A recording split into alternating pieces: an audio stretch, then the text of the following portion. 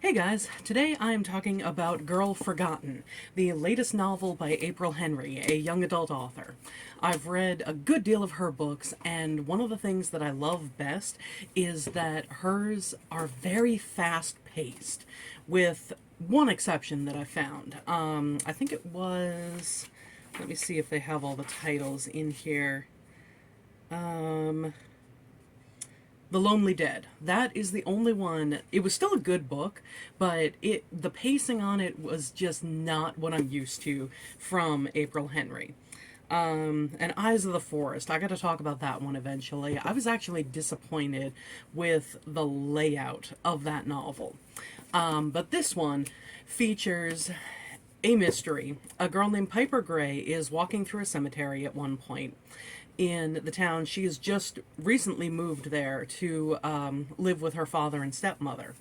And she sees the grave of a girl named Layla Trello, who is the same age as Piper when she was killed 17 years ago after attending a Halloween party. And Piper is interested in true crime. She listens to these different podcasts that talk about true crimes and all that. And when she finds out that her senior year passion project, assigned by, I think it's her creative writing class maybe, is to, do something you're passionate about, she decides that she is going to create a podcast and talk about this Layla Trello mystery. So, as the book goes on, we learn more about, different things with Piper. She keeps referencing her mom. And you think one thing regarding her mom as the book goes on. Heck, she tells us one thing regarding her mom as the book progresses. But we find out later in the book that, yeah, it's actually something completely different. I mean, it's understandable why she tells us what she does about her mom, but yeah, it's completely different. Anyway, we also meet a character named Lucas who decides to help her out with this project because he has his own podcast where he's talking about different sports and stuff like that. And he's got his own kind of secret. It's revealed pretty quickly, and that disappointed me a little bit because when you reveal something that quickly about a character, you expect, especially with a mystery novel, you expect there to be something else in the background of it. You expect there to be more to it than what the character is revealing that early. But nope, that's what there is. So it was a little bit disappointing, but especially with the reveal with Piper and what has actually happened with her mom, that kind of overshadows the vague disappointment with Lucas.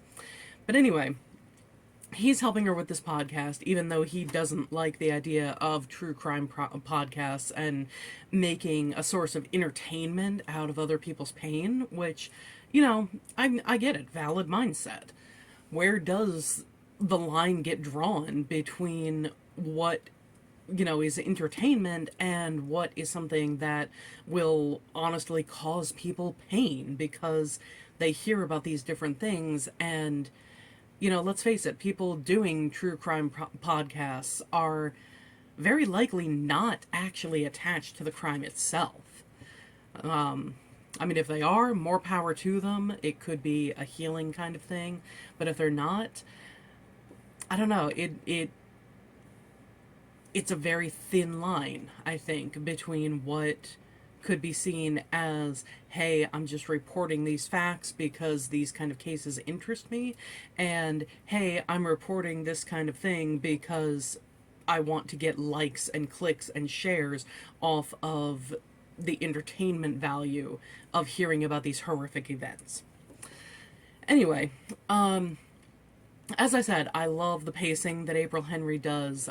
There are very short chapters, sometimes only a page or two long, and then there are other ones that, cover a good deal of plot, of time span, whatever it is. But they never drag, which is an awesome thing. I will say that this isn't the first book that I've been kind of disappointed about who the culprit is, because we do find out. Even though it's 17 years past that Layla Trello was killed, it's kind of the small town setting with so many people either inevitably coming back to the town because they couldn't make it outside of it, or the people never left. And I don't know. I was expecting a more complicated resolution. We find out different things about Layla's boyfriend and her boyfriend's brother, and different things with the brother potentially cheating on his own girlfriend, and all these kind of things. And I don't know. I was just expecting more from that. And it was a little bit disappointing that, when you're doing a podcast, especially a true crime podcast, I feel like you're supposed to be as objective as possible. And Piper almost immediately goes to, these are the suspects. This could he have done this and been covering for this person and that kind of thing. And I just feel like that colors the objectivity of things. It takes away from that. I mean, that could be the point of the novel, because as it goes on, she does start getting these threatening messages of, hey, stop investigating this. But she also feels that, those could be in reference to the boyfriend and his brother. But yeah, that's about all I can say without going into major spoilers about the book.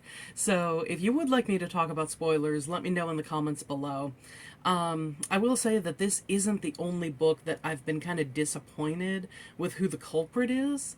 There was another one called Girl in the White Van, where there's literally a chapter dedicated to the mindset of the culprit in that book. And yet, we never actually meet him throughout the book. I mean, we see him, it's Girl in the White Van. You can extrapolate from that. It is about a girl who is kidnapped. And you can... There is no connection anywhere else in the story. It literally is that he is just somebody random who kidnaps this girl. And I don't understand the point of there being a chapter dedicated to his mindset and how misogynistic and sexist and disgusting this guy is if he's not somebody that we have seen previously in the book. But yeah, anyway, so that is Girl Forgotten. I was just talking about Girl in the White Van. But yeah, altogether, that is Girl Forgotten. And if you want to read it, it's available in Barnes & Noble, on Amazon, pretty much anywhere you get your books. Like I said, it's her latest novel. And yeah, all in all, I did like it. I'm going to continue reading her books because I do love the kind of fast-paced storytelling style that she has. And they're easy books to get through when you just want to kind of relax your brain and just, fly through a book. So yeah, I really like that kind of thing. I just finished Night Film, I think right before this one, and that one was a lot. It was absolutely worth it to read. I did like that one, but that one was a lot. So it's nice to go back to a young adult novel where it's altogether pretty straightforward. Anyway, thanks for watching, and I will see you next time. Bye, guys.